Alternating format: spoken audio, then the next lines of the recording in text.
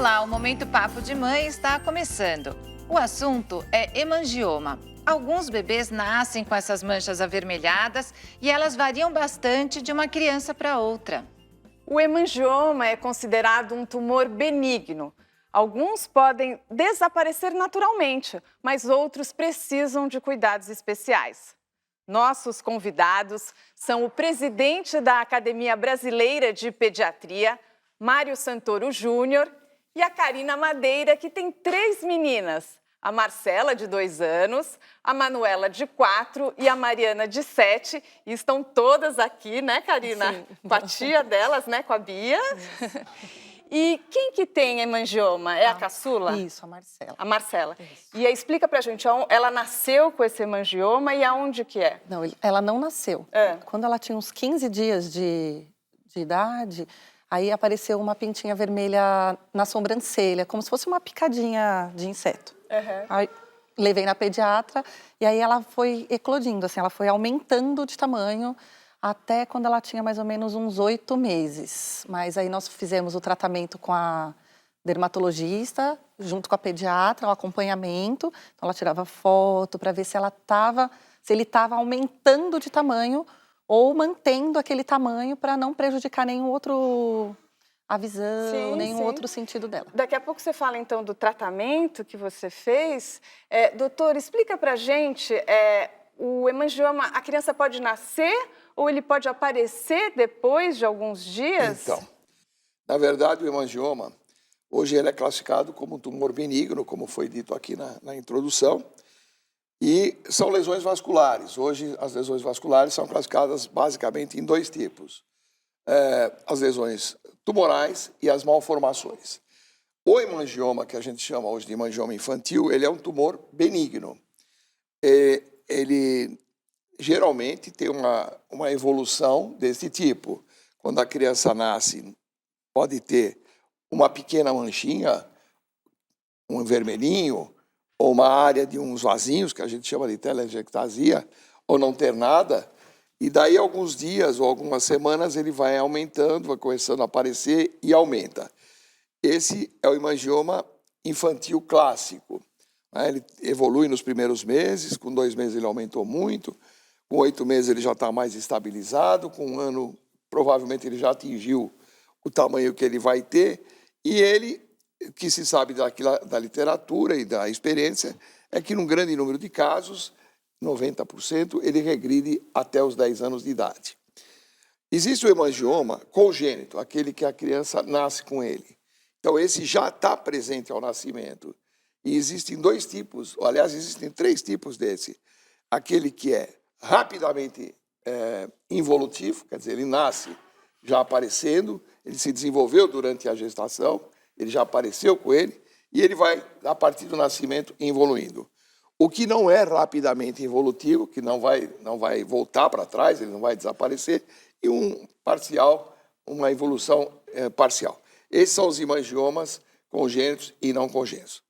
Doutor, então daqui a pouco a gente explica um pouco melhor por que tem alguns que são mais perigosos, que podem oferecer algum risco para a saúde dessa criança. O que a gente percebe na Marcela é que já não tem a manchinha em cima do olho, porque ela vem tratando, é isso? Como que era, então, esse hemangioma dela e como tem sido o tratamento? Ele era como se fosse uma bolha de sangue, não é isso, doutora? Aí nós fazíamos uma compressa com um colírio. E aí nós fizemos a observação para ver se ia ou não precisar de medicação via oral. No caso dela, ele cedeu naturalmente, então a gente não precisou entrar com nenhum tipo de medicação via oral, apenas a compressa. Ah, que bom. Então ele está consumindo sozinho. Então, os hemangiomas, apesar de eles serem, como disse a Karina, uma bolha, né? Na verdade, tem uma formação ali, ele é um tumor de células dos vasos sanguíneos, do endotélio, né? Mas o risco de sangramento é pequeno. O grande problema é que eles podem ulcerar e produzir dor e deformidades estéticas, dependendo da localização onde eles estão. E também depende de onde o tumor se situa. Por exemplo, os tumores que são periorbitários, se eles crescem muito, eles podem tampar a visão. A criança vai estar no momento de desenvolvimento da sua visão e produzir um quadro que a gente chama de ambliopia, quer dizer, uma cegueira por falta de evolução do sentido da visão. Ou se ele está numa região anogenital que ulcera, provoca muita dor, ou se é labial, enfim, dependendo da localização, a gente pode ter que tomar atitudes mais enérgicas em relação a esses hemangiomas. Porque nem todos são superficiais. Aí, às vezes, precisa de cirurgia, doutor? Então, a grande maioria deles, não. Né? Esse tipo de hemangioma que nós estamos falando infantil, a não ser por eventuais alterações estéticas depois. Mas é necessário que, uma vez surgido a suspeita do hemangioma, ou a lesão, ou enfim, por volta, no máximo, de 2 meses, isso seja encaminhado para um especialista que reconheça o assunto. E, doutor, quais outros tratamentos? Porque a Karina falou da compressa e falou que poderia ter a necessidade de tomar um remédio. Então, o tratamento dos hemangiomas também evoluiu muito ao longo do tempo. No passado, os hemangiomas que eram mais complicados ou maiores se tratavam com certas substâncias que se chamam corticosteroides, que têm uma série de efeitos colaterais. Mais recentemente, há um tratamento com determinadas substâncias chamadas beta-bloqueadores e que reduz, a gente sabe que ele reduz o tamanho. Essas são substâncias que precisam ser usadas com muito cuidado, porque têm efeitos cardiovasculares, tem que ter uma avaliação cardíaca, tem que ser usado por quem conhece esse tipo de tratamento, quem tem esse manejo apropriado. E mais recentemente, como a Karina falou, esse tratamento tópico com uma substância que também tem um efeito beta-bloqueador e faz com que haja uma evolução do tumor. Quais as indicações desse tratamento? Exatamente, depende da região onde ele está localizado, do potencial efeito lesivo para os tecidos ou para funções de órgãos, ou aqueles que têm a tendência a ulcerar. Enfim, são várias as indicações que precisam ser analisadas. Qual especialista que você procurou, Karina? Eu fui na pediatra, né, que fazia o acompanhamento desde o nascimento, e na dermatologista. Então, daqui a pouco a gente fala mais sobre os especialistas indicados para tratar o hemangioma. Eu vou interromper para o intervalo, mas a nossa conversa continua já já.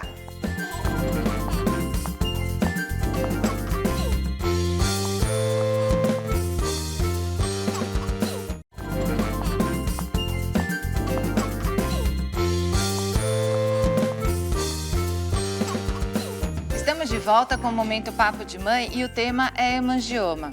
Doutora, a gente já falou que tem vários tipos aí, então alguns são superficiais, é só estético, né? Mas aqueles que são mais graves e profundos, quando que é o caso de cirurgia? Não, a gente recomenda que, tendo hemangioma, a partir no máximo até 2 meses, seja avaliado por alguém especializado nisso, um dermatologista que conheça o assunto, pediatra também. Mas é bom ter sempre o acompanhamento junto do dermatologista que tem condições de avaliar com mais cuidado essas lesões. Então, o especialista indicado para tratar o hemangioma é o dermatologista. Agora, vamos nos entender. Dependendo do tamanho e da localização, pode ser necessário o concurso de outros colegas.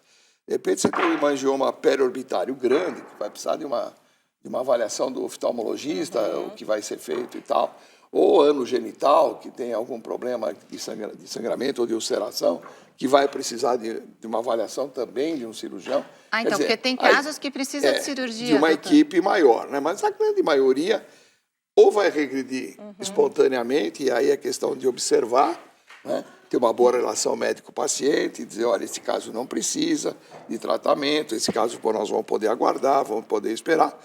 O que não é muito fácil para os pais segurarem a ansiedade nesses casos. Tem essa questão, né? Também é difícil para os pais também, né? Porque mesmo a gente sabendo que vai desaparecer naturalmente, se tem alguma coisa a ser feita, foi o que aconteceu com você, Karina? Foi. Na verdade, eu nem sabia muito bem. Eu já tinha visto crianças, porque eu trabalho com educação, com algumas manchas, até outro tipo de mancha que eu nem sabia que era um hemangioma. Quando apareceu na Marcela, aí eu fui pesquisar, fui falar com a pediatra, fui na especialista, na dermatologista, procurei uma dermato que era especializada em hemangioma, em pele. Então ela fotografava, ela acompanhava, a gente acompanhava mês a mês para ver como que ele estava evoluindo.